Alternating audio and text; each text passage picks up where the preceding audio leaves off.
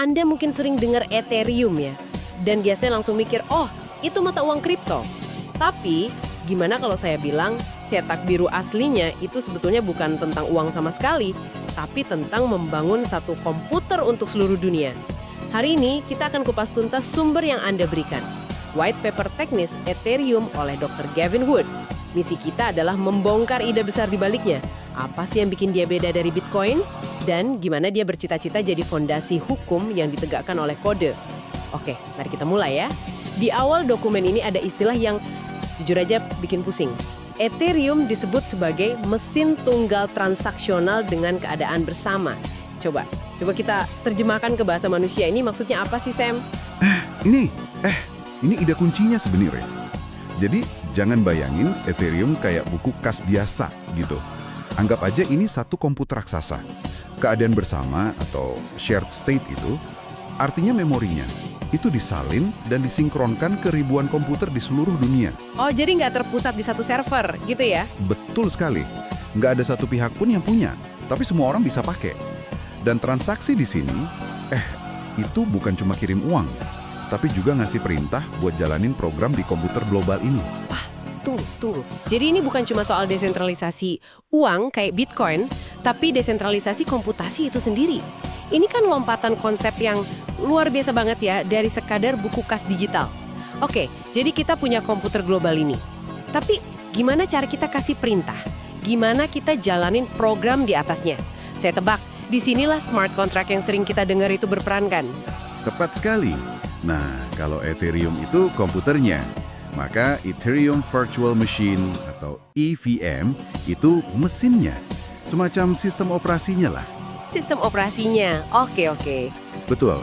Dan smart contract itu ya program yang kita tulis buat jalan di atas EVM itu.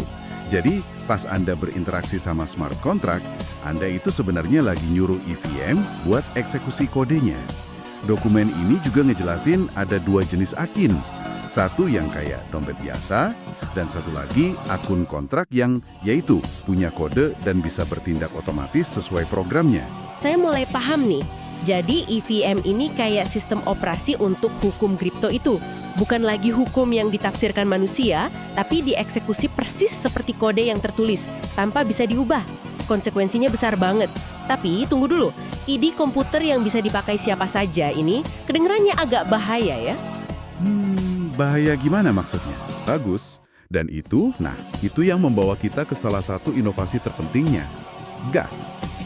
Untuk mencegah spam atau kode yang boros, setiap operasi komputasi di EVM, sekecil apapun, itu punya biaya.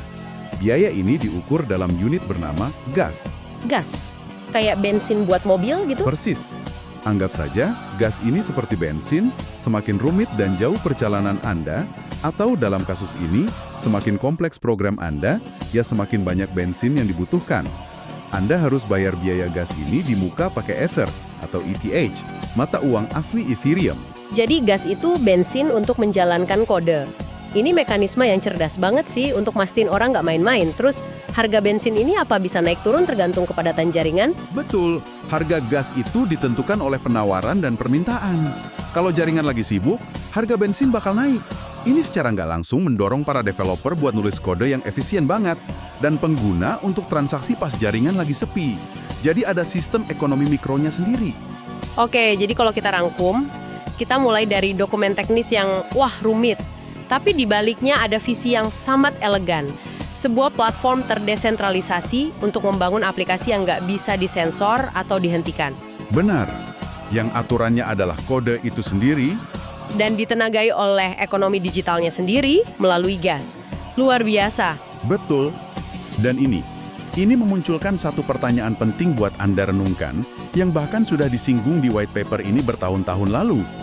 Ide satu komputer tunggal untuk seluruh dunia ini kan kuat banget, tapi juga membawa tantangan terbesarnya, skalabilitas.